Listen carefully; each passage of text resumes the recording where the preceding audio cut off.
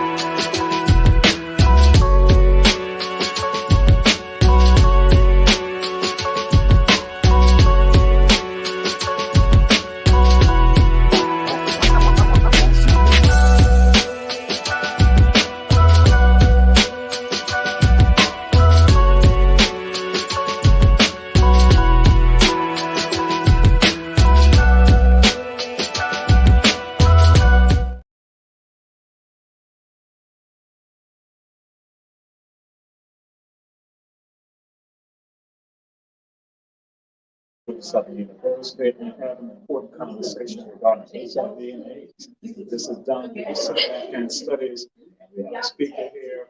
We can begin to start the show. So we say again, appreciate y'all. Share. Important conversation that we have right here. Georgia Southern University. Okay.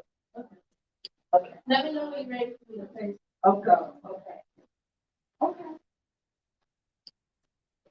Ready for the This is like it.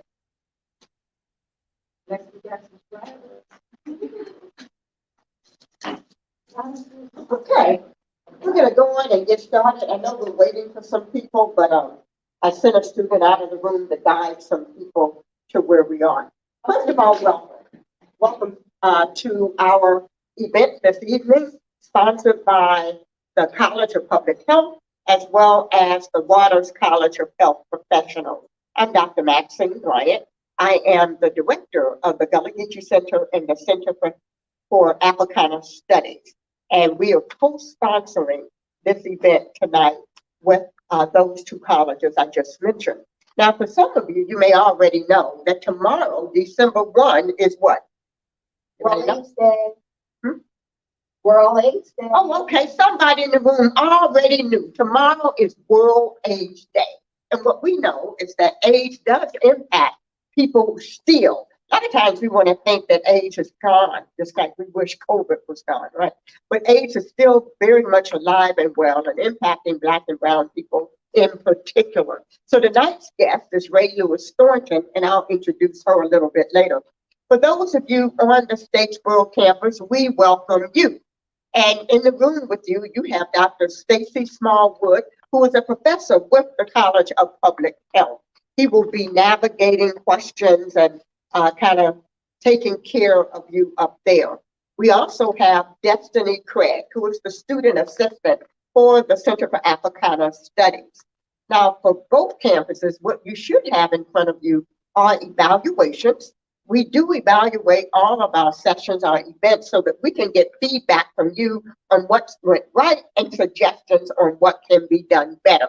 So please, before you leave, if you have to leave early, please complete the evaluation. You do not have to put your name on it if you don't want to, but we do want your feedback. So you can just leave it on the table where you are, and then we will know what you think about the program.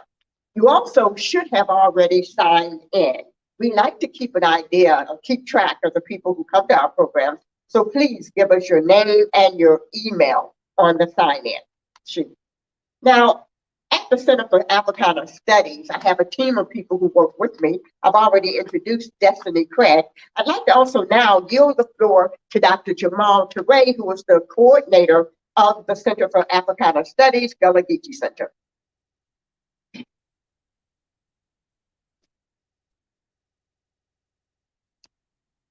So good evening, greetings. Oh my God. I know Statesboro is doing better than Savannah. Because it's like there's no life going on here. And that's what we're talking about. We're talking about life right now.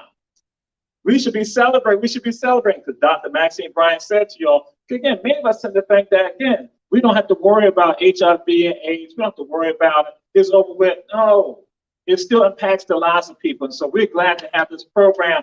This is an important session tonight because, again, she threw it out. Dr. Brian threw it out there about December 1st. It is about life.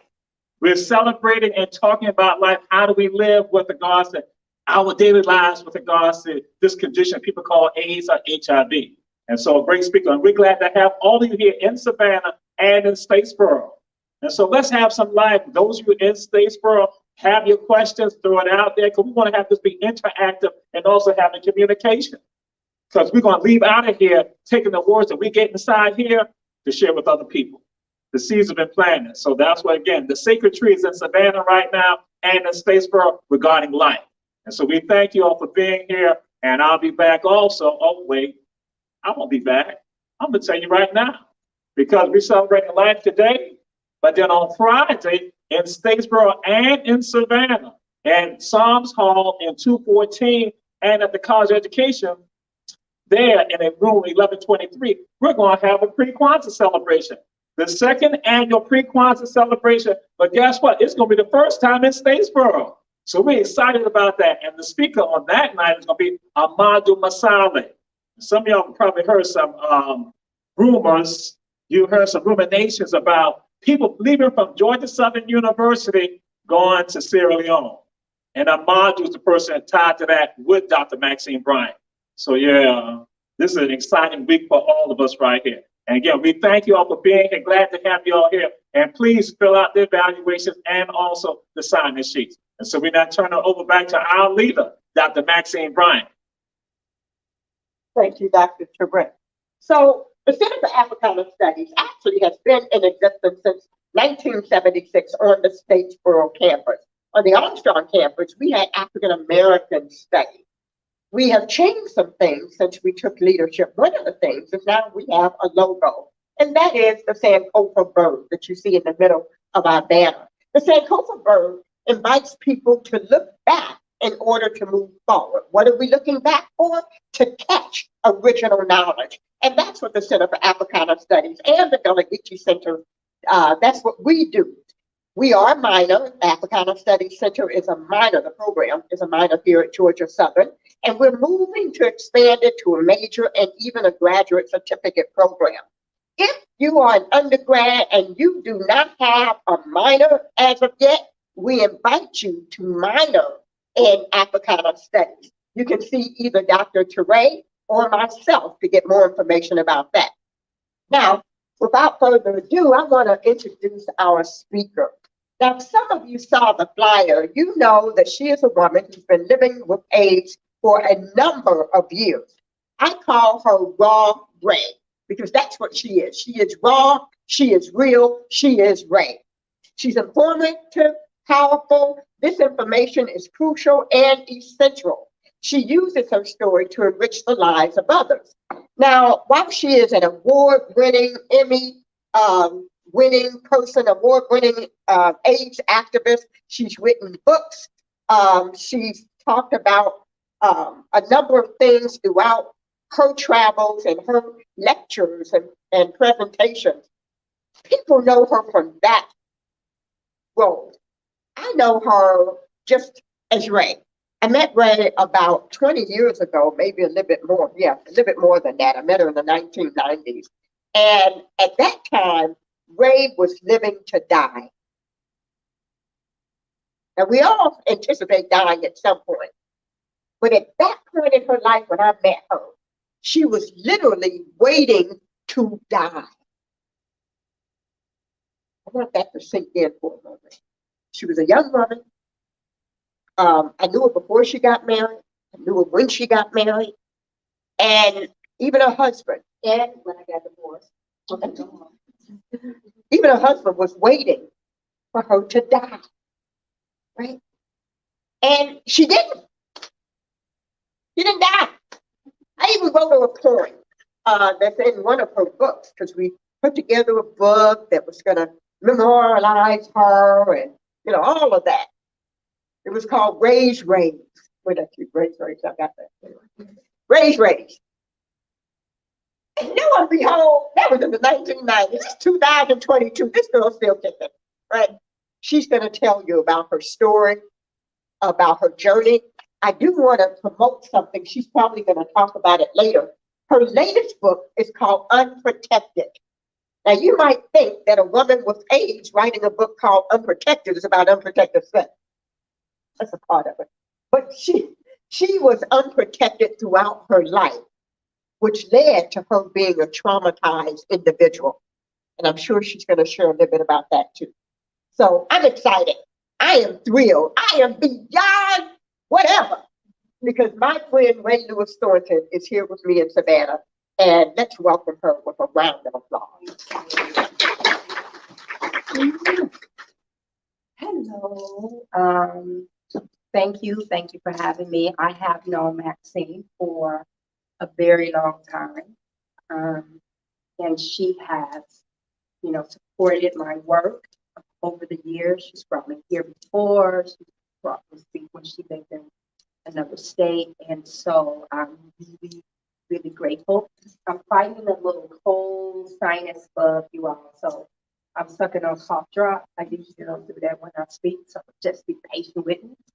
Hello there, Statesboro. So those who are watching on Facebook Live, I'm at Georgia Southern University, and I'm on the Armstrong campus. And there are college students in this room. And you see this here. There are college students in that room at the Statesboro campus watching me, but I told them they had to cut the people off because that was too distracted. And my pastor used to say, too much movement kills the spirit, and I didn't want it. Well, it's okay. And like, oh, that's kind of funny, but I don't know. This is age. Should we be funny? Yeah, you can be funny because I say funny shit sometimes, all right? So I haven't really been speaking.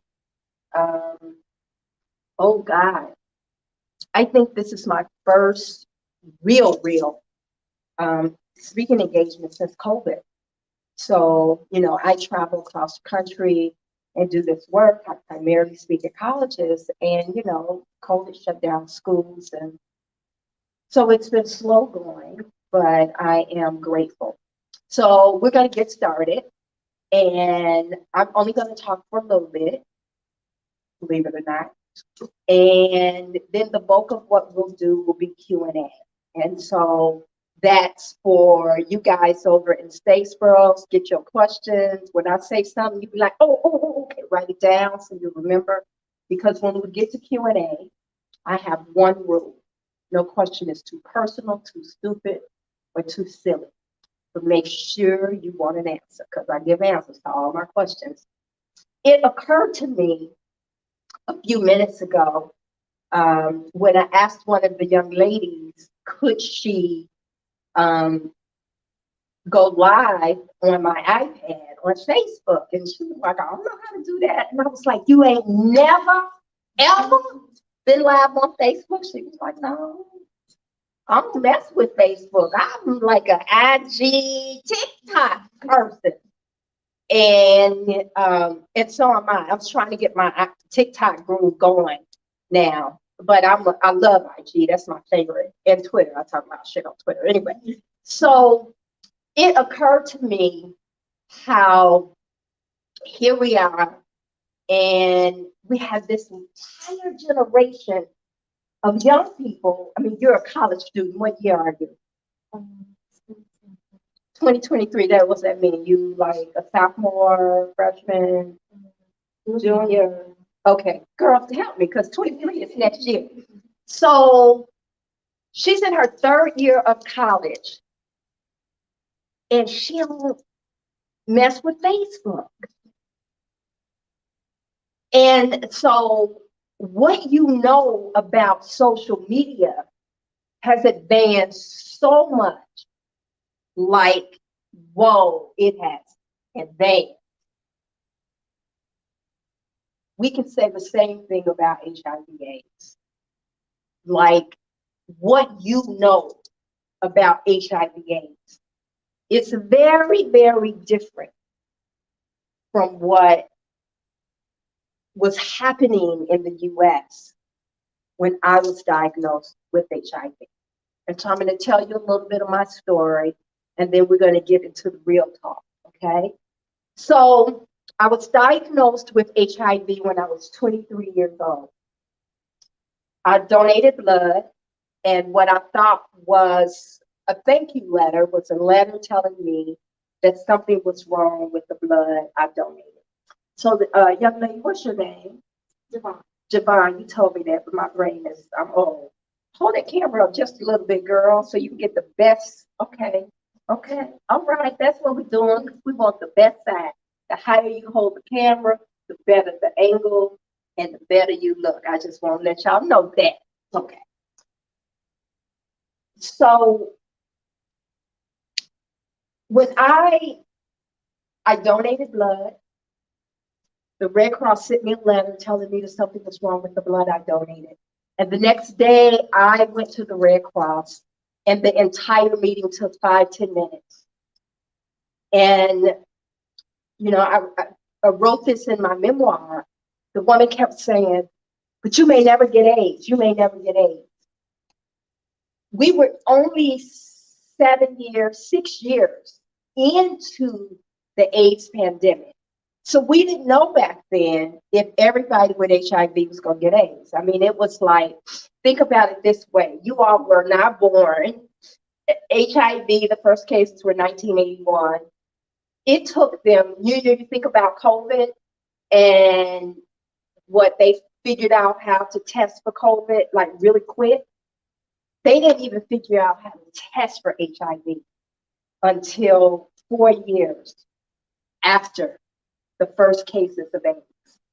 In fact, they didn't even know what caused AIDS.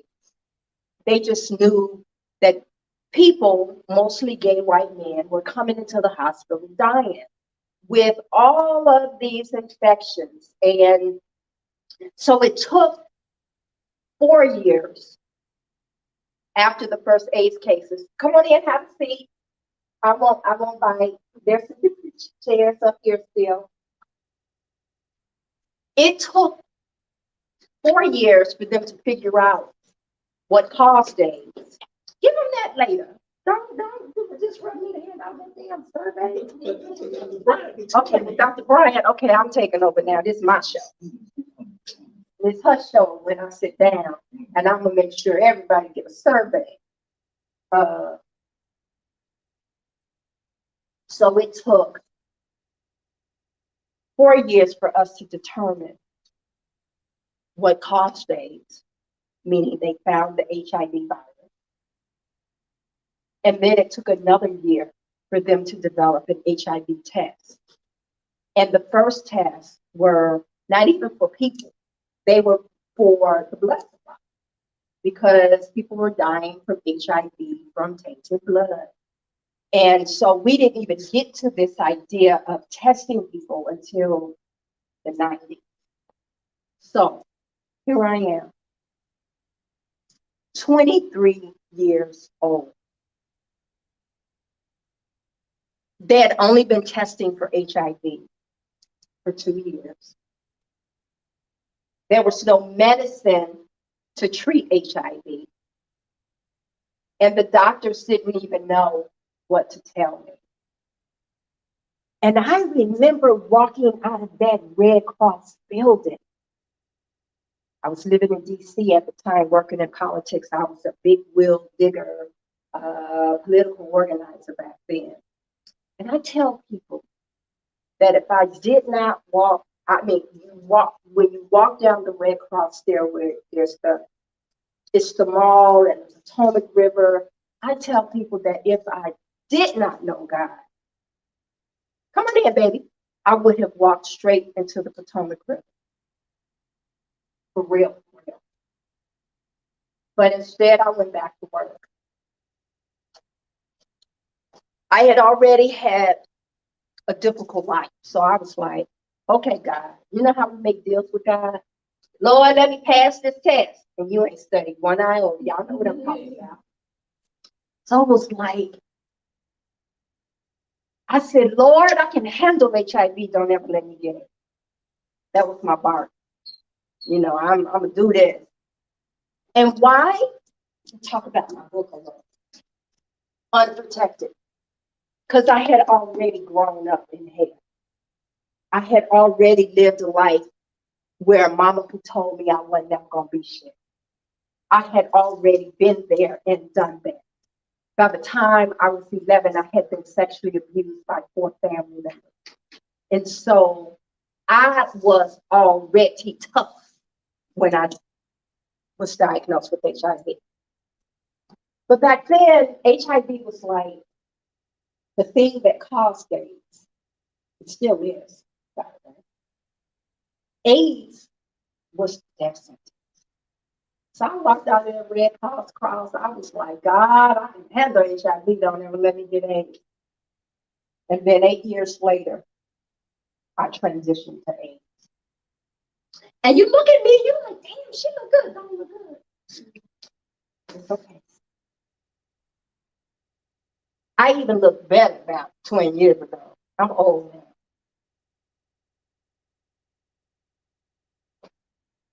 I made a transition to AIDS.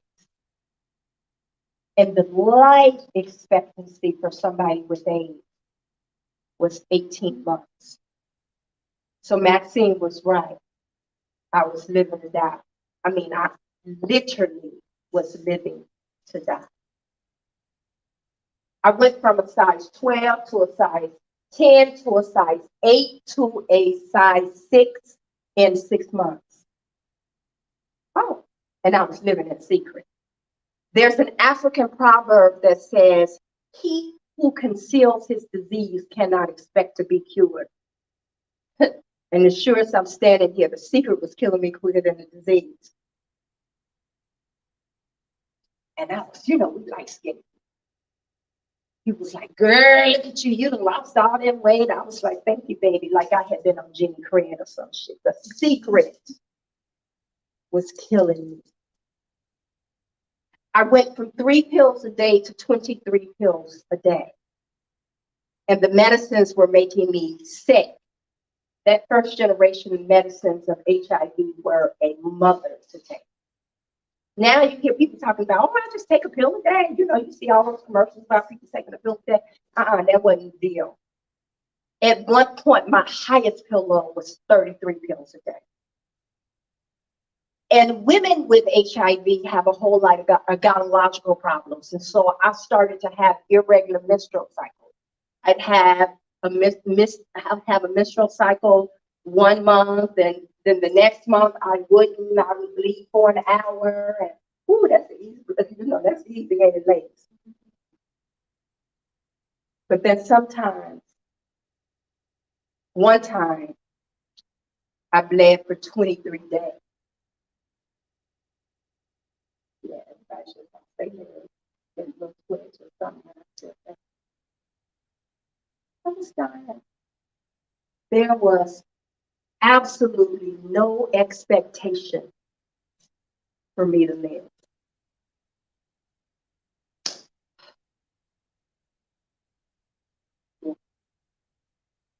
And I was mad at God. I was like, hold up, homeboy, how much pain do you think any one person could have? And I already had a hard life. I was like, Lord, I know we in the Bible Belt, everybody's super saved and all of that. I am too. Kind of sort of.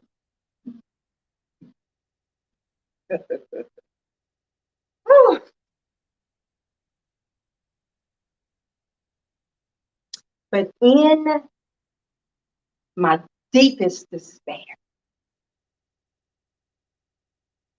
God said to me, it was me who carried you. We got history. You were violated by the people who were supposed to protect you, and you didn't lose your mind. God said, we got history. Got kicked out my senior year of high school, 17. I was 15 minutes late for curfew. Came home, knocked on the door, sent the book. So if you get the book, I'm telling you a punchline. Put the key in the door, double locked. I went to the payphone. That was before cell phone. So went to the payphone. I called Mama. Mama said, "Mama, the door's locked." She said, "I know, bitch. Go back with the just." I was hungry, homeless and hungry, but I never starved because I had white potatoes and I knew how to bake them and fry them and boil them, and now you can microwave those stuff. God said, we got history and it's standing on something. Now don't you think I can handle it? And that was when I let go. And the first step in my healing process was let go of shame. Because you know, people were mean and cruel and unkind and they talk too damn much. Y'all know people talk too much. You're like, yeah. And they be telling other people business. They ain't even got shit to do with you. And so, when I started to tell my friends, I told another group of friends and another group of friends. Now that girl out there arguing in the hall with that boy, she needs to just go on about her business, because the moment, it is so painful for me to watch young girls arguing with boys. And once you argue with him, you having a badass argument, you're wasting your energy. You need to let him go. Because that argument is only gonna get worse. You're just gonna be arguing all the time. Hello. You need to just, I know it's hard though. You love me so much. Yeah, you do. Now, I know, been there, done that.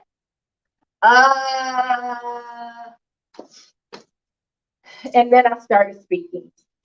God had a plan for me that I couldn't see, and I started speaking. And 6 months later, I met Susan Taylor, the editor-in-chief of Essence Magazine, and she asked me would I be on the cover of her magazine. I'm the first Black woman to tell my story on the cover of a magazine, and I've crisscrossed this country. And so most people, when they see me, they look at the stuff, the jewelry, the Louboutins, and all of that stuff, but none of that could save my life. Because I still take 16 pills a day.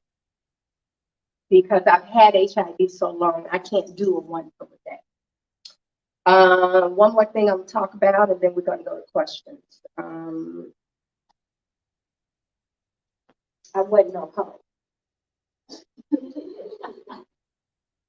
I say that again, I wasn't no hoe. Well, kind of, sort of wasn't no hoe. Okay. You know how it is. You meet a guy and you think he the best doggone thing since sliced bread.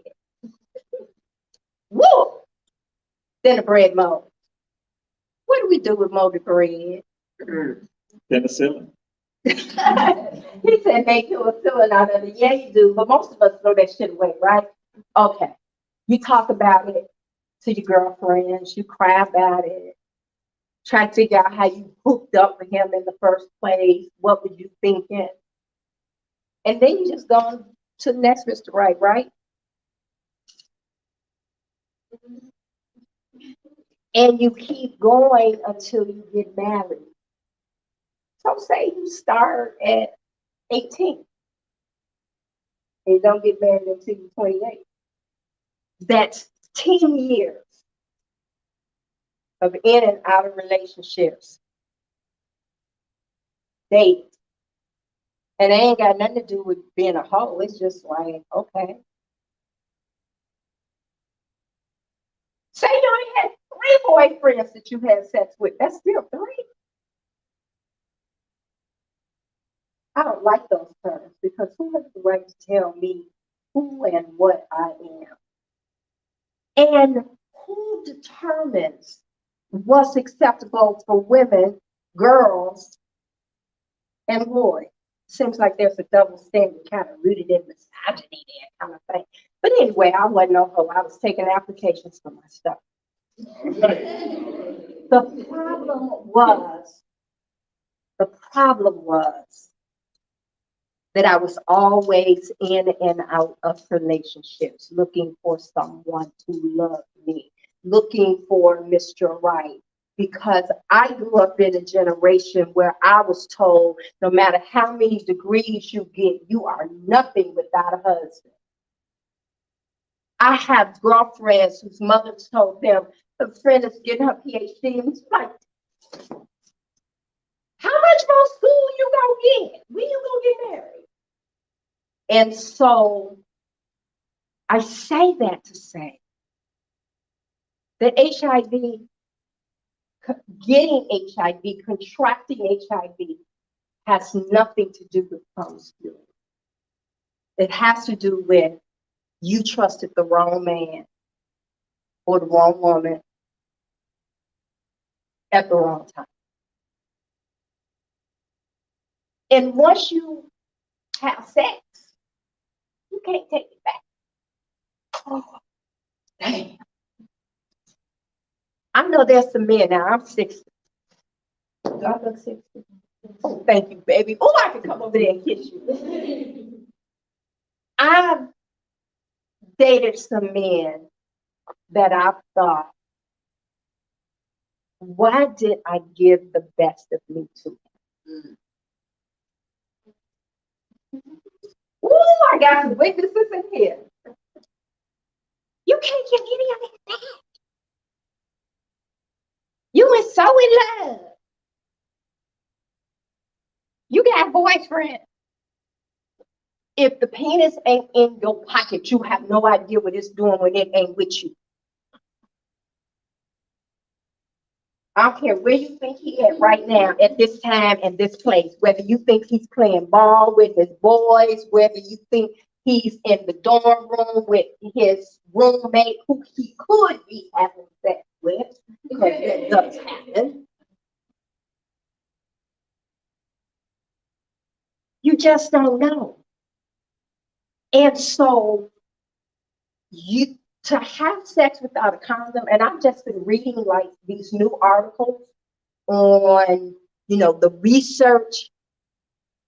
I'm gonna pause here and say, I was talking about how men don't use condoms anymore and how there's a syphilis epidemic going around in this country right now. And guess what?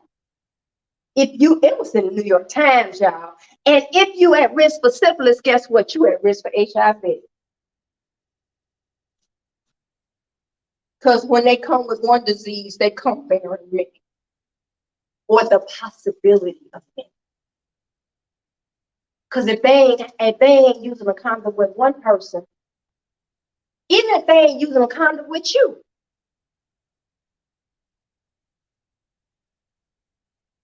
I hope I said all of that. Y'all gonna go back to y'all doors and rethink that thing. Y'all gonna be like, Some of you all are gonna say, my relationship ain't like that. My boyfriend's not like that. My girlfriend's not like that. You don't know what your boyfriend or girlfriend is like. You really don't. Because I've laid in bed with some people's boyfriends, or what I should say, with some husbands while they call the wives, and when they get off the phone with the wife, we're back to the sex. Now that's some whole action. No, that's some, it's not some whole action, but what it really is some self-hate stuff. That I think that my vagina is only worthy. That I have to be with this man who goes home to a woman at night. That's the only place my vagina can land. Sometimes we don't give our vaginas enough credit. For real. I know some of y'all are uncomfortable, boy. Y'all like, woo, she telling the truth, but damn, this is like, oh, I can't say that. I told y'all she was wrong. And so here I am. God has truly blessed me. I can go from God to coochie in 5 seconds. It's the same. And you know what? When I used to speak at high schools and stuff, you know, the teachers would be all mad and they'd be poking out and stuff. And then somebody will ask about my education, and they want me really to just be an ignorant Black girl. They don't want me to be a Black girl with 27 years of education, a magazine, on the phone, and a master of divinity, so I can quote scripture with the best of them. But what God has given me is a unique gift to talk about my life, to help you enrich. I can't save your life. That's the last thing I'm saying. We're going to go to questions. I know y'all wait. You too and Statesboro. So y'all get your questions ready. I cannot save your life. This is what I know. Black women are the majority of the HIV cases among women in the United States of America. I cannot save your life. What I know is Black men, heterosexual and gay, are the majority of the cases among men in this country. I think I ripped my line into my, that I can't tell. And what I can tell you is you cannot look at a person in hell and since you don't know what your boo thing doing when you ain't, you know,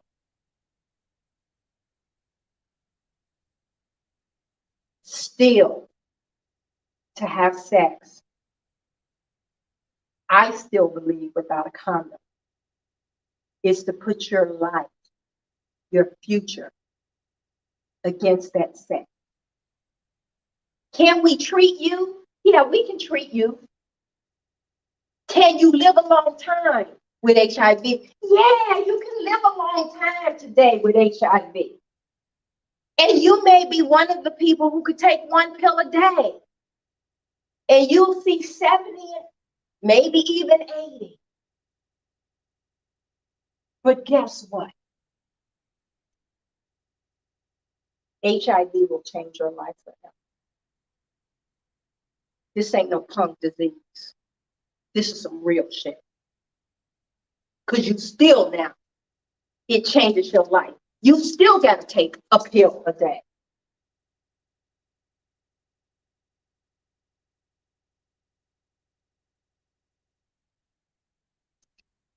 And now we're starting to study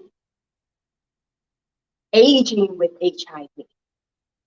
Because think about it this way, HIV is, AIDS is 41 years old since the first cases. The first Center for Disease Control documented the first cases of AIDS 41 years ago. And so I've been affected for 38 years. And so people like me are being studied. And you know what they're finding out? It's that people who are aging with HIV have more comorbidity problems than the seniors their age who don't have HIV. So we have more heart disease, we have more non-related cancer. HIV destroys your bone, and so does HIV medication. So we have, whether, and you know, some people who understand osteoporosis, Black women, we don't usually get osteoporosis. But it doesn't matter. Male and female, long-term with HIV creates osteoporosis. And so now they're talking about how do we prevent osteoporosis with people who are aging with HIV. We have more depression because we've lived 30 years with a disease that everybody hates. We have more loneliness, and loneliness creates frailty. And then you got the osteoporosis, so you slip on the front I mean, it's just a vicious cycle. I'm borderline osteoporosis, so I'm already taking medication to protect my bones. See, HIV, there is no cure for HIV. And while we can treat you with HIV, it never leaves your body. Because if it left your body, there'd be a cure for it. You know, you hear them talking about viral load with COVID. It's the same thing with HIV. The more viral load you have, the sicker you are. The HIV medicines actually eliminate the virus from the body. And that's a good thing. And it helps you to live longer. But the problem is this. It never leaves your body. And so when a foreign agent is in your body is doing what it's supposed to do. It's creating inflammation to fight off the foreign agent. So you still got low grades of inflammation in your body for 30, 40 years. And what does inflammation cause? Cancer, heart disease. And so we can treat you. We can keep you here a long time. But HIV and pumps, because it will impact you for the rest of your life. That's why I don't have pharmaceutical grants. Pharmaceutical companies don't give me no money. Because they have all those ads about people climbing mountains and shit and, ooh, I'm living a good life. The fuck? I'm living a life the best way I can.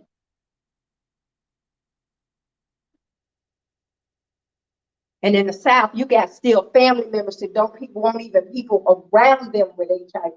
The stigma alone will send you into depression. So that's it. Let's talk.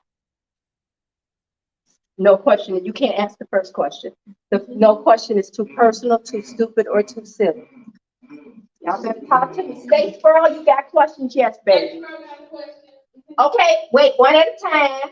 Give me a second. This baby asked first. So Black women are already stigmatized as being overly sexual.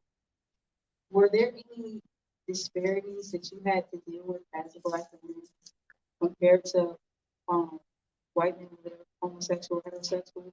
Okay, so Statesboro, did you hear the question? You know I do that. So the question in the room was, Black women are already over-sexualized. And so did I face some issues, adversity, discrimination, different from white men because I'm a Black woman with HIV? It was the same. Gay men who had sex with men was like, people were saying, oh, his faggot ass shouldn't have been fucking another man. Black women with HIV, oh, that whole ass, see, that's why she's a hoe, that's why she got HIV. And so there's this stigma, and it's not particularly Black or white. It's a human stigma. And the stigma is based upon this. If I can figure out what makes me different from you, then I know that I'm not going to get HIV like you. So you need me to be the hoe. You need the men who have sex with men to be doing something ungodly. So you need that. And so the stigma is really based in our own insecurities about who we are. Because damn, I was at a school once and the girl kept asking me how many men I have sex with, and no one's asked me the sex question. But I answered I had been answering the question, I've been talking about it, and she just kept asking. And she was like, well, you said no question is too personal. And I kept saying, well, why do you want to know? You tell me why you want to know how many men I had sex with. I will tell you how many men. Because right now, only my therapist knows. And Lord Jesus, it took a whole lot for me to tell my therapist. And she just kept going. So I said, look, baby, let me put it this way. I started fucking at 13 and I was 40 something then. And I ain't stopped yet. You do the math. There go your hope. And so everybody wants it to be somebody other than them. And so they need to put you in a box. I had a young gay guy tell me once that when he went out, when he came out to his mom, that his mom said that you're going to end up with HIV. And when he was diagnosed with HIV, he said to me, and it just touched me in an incredible way. He said, being gay didn't get me HIV. Loving and trusting the wrong man got me HIV. Damn. It was about who you had sex with, not how you do the sex. It only takes one person to infect you. It's not about a slew of men. I had a reporter in Florida ask me on camera, a Black woman asked me how many men I have sex with. Oh, Lord Jesus, she hated it when I got to the Q&A section and I told the whole audience that the reporter wanted to know how many men I had sex with. And I want to know how many her unmarried old ass had sex with. Okay, State Girl, question.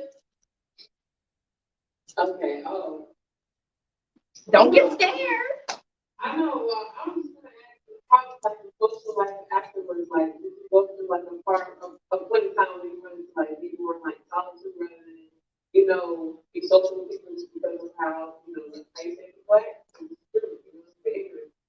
of No, there was never really a time in my life. She wanted to know, like, did I go through, let me make sure I understand the question. Did I go through a period where, you know, I self-isolated and stuff like that? Yeah. I didn't really self-isolate, but I did struggle with depression. Now, I couldn't name depression at the time. I just knew I was sad. If you sleeping all day and can't get out the bed, and you crying all day and can't stop crying, and you don't know why you're crying, that's depression, y'all. Y'all go see the therapist, go to counselor. And so the hardest part, so there have been two hard periods in my life.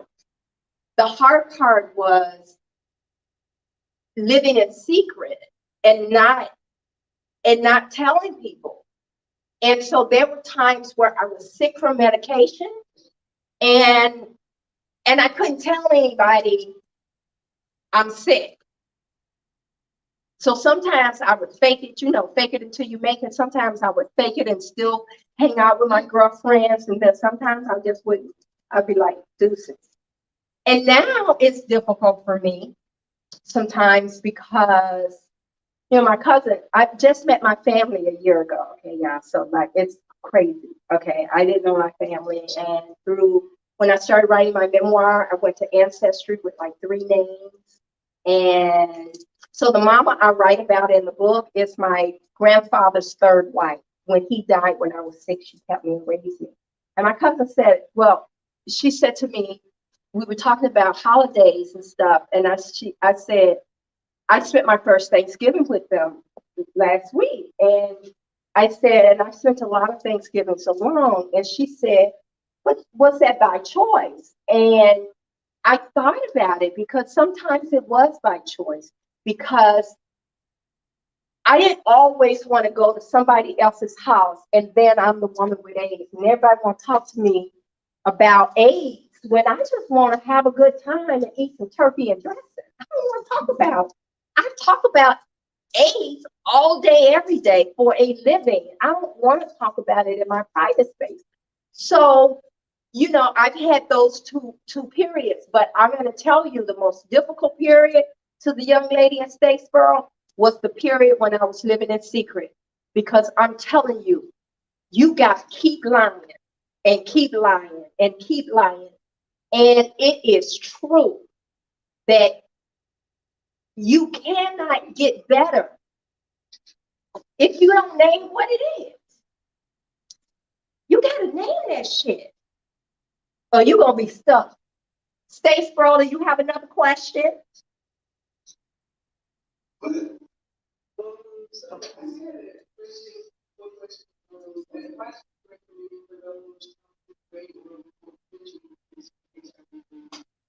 Well, you know, what advice would I give those who wants to do prevention and stuff for HIV/AIDS? So is that on the college level, like with peers, or do you want to do a profession?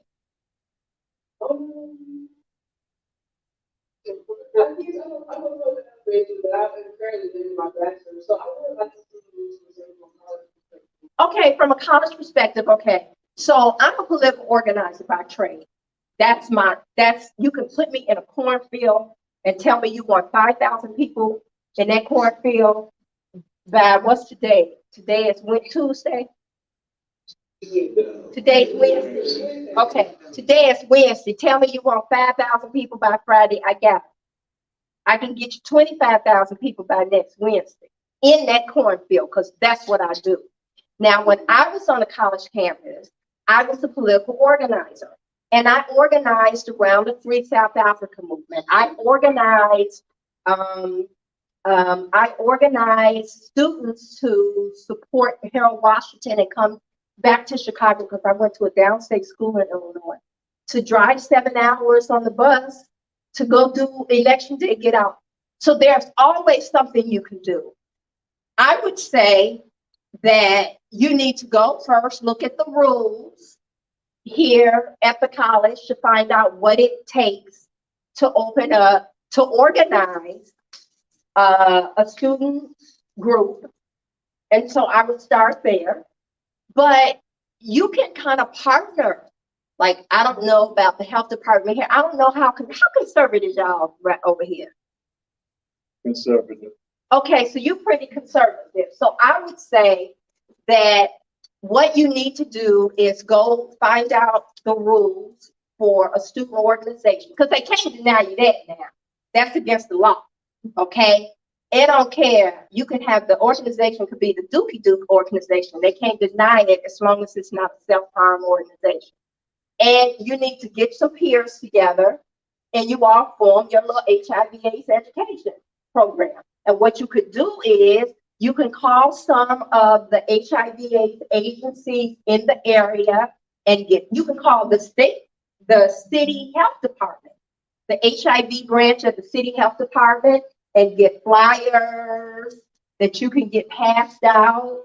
You can invite the health department to come to campus and do testing.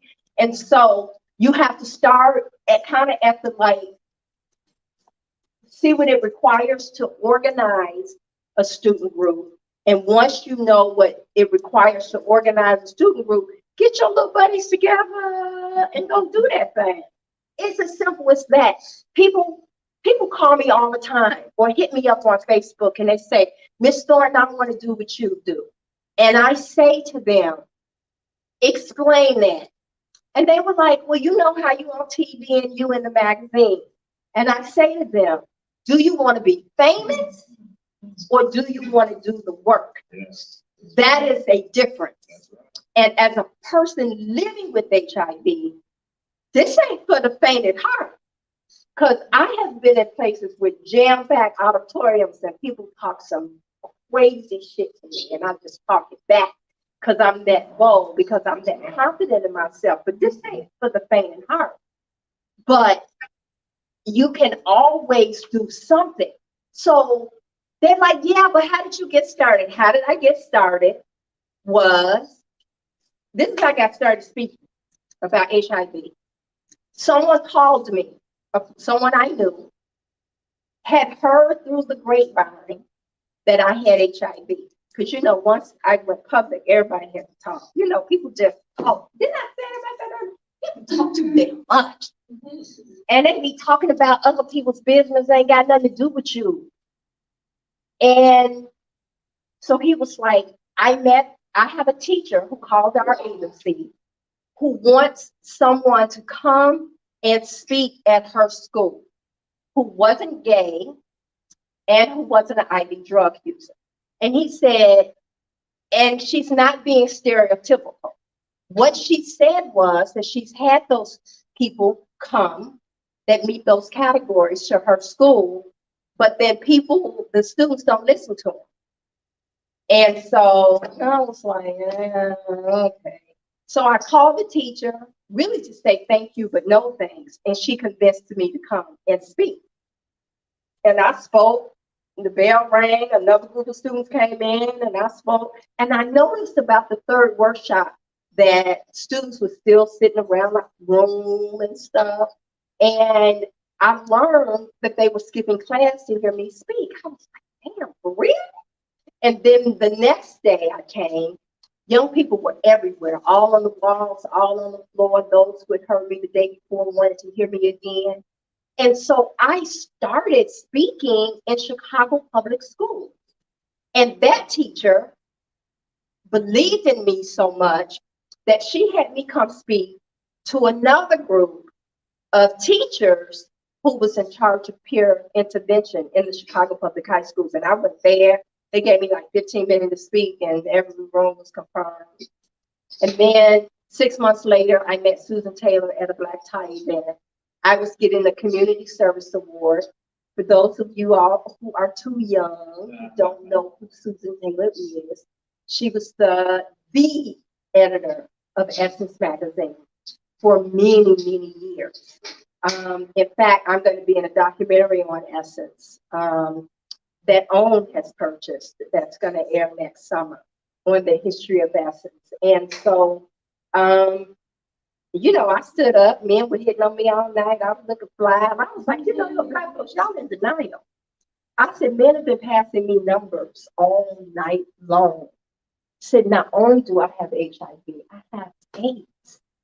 And you could hear a pin drop. And I said, thank you for the award. And as I was walking off, Miss Taylor said, can I do a story on you? So God will open the doors for you.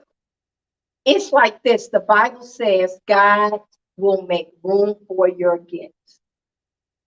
Don't y'all like have to go for God to continue just a minute? And so I believe that.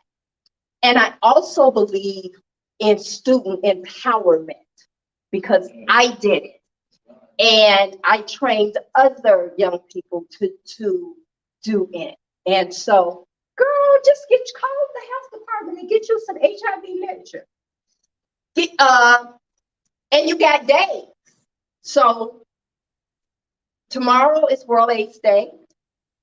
In February is National Black HIV/AIDS Awareness Day. In March is Women and Girls HIV/AIDS Awareness Day. So there are days that you can center your programming around. So, girl, call the people. Find out what you got to do. Go to student activities tomorrow. Tell them I said that you want to organize an organization. And you don't need nothing fancy. You just want a peer group. And then find out who educates you on HIV. Because you need to be educated on HIV in order to talk about HIV. Okay. This baby had a question. I'm coming back to you, Statesboro. Yes, baby.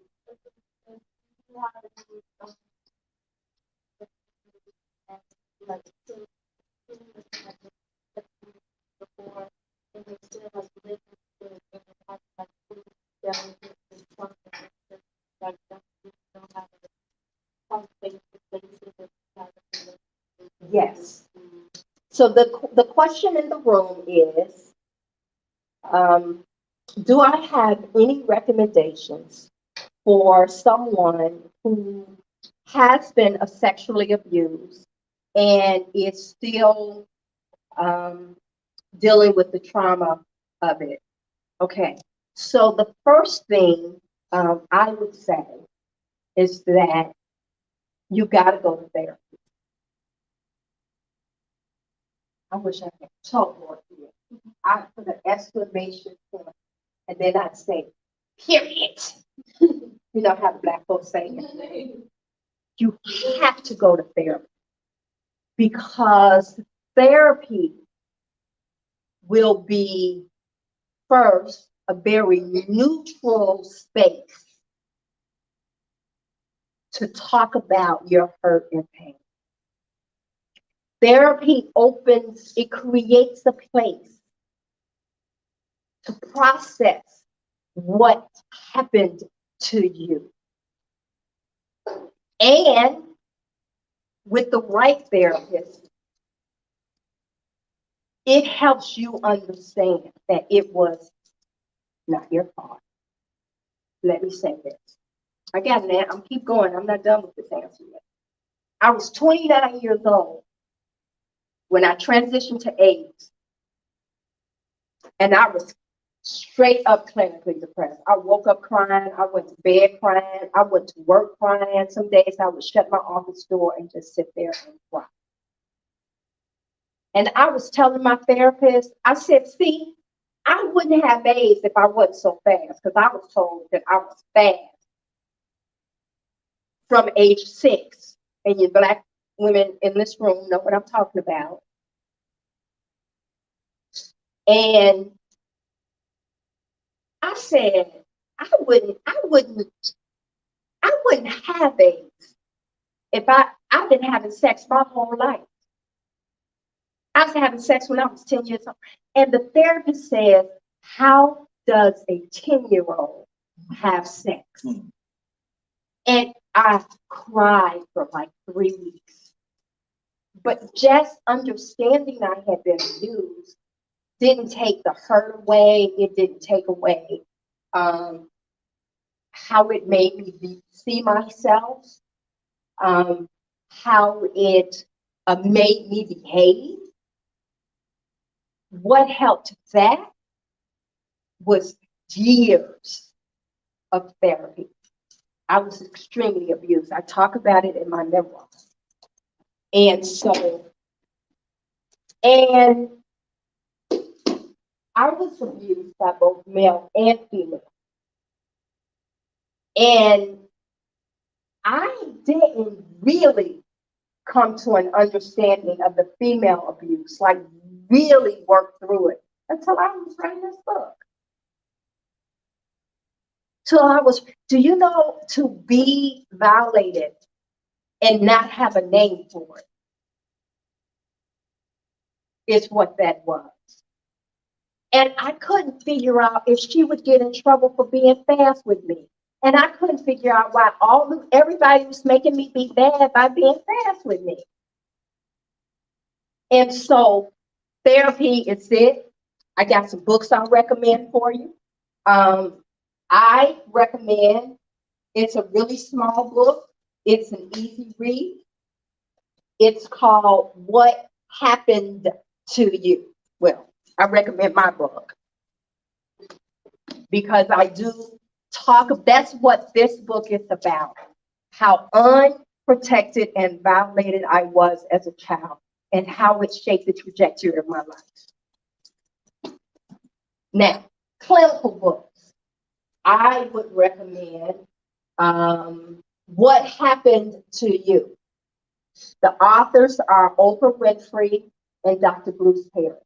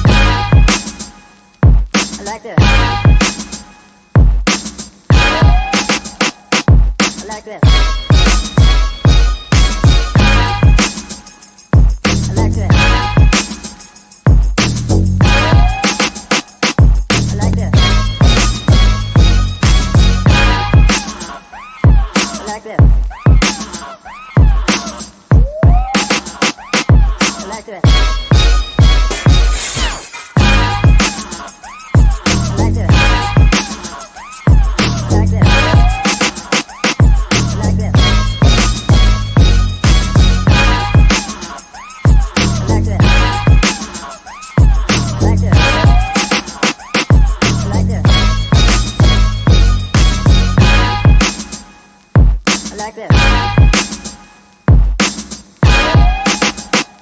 I like this.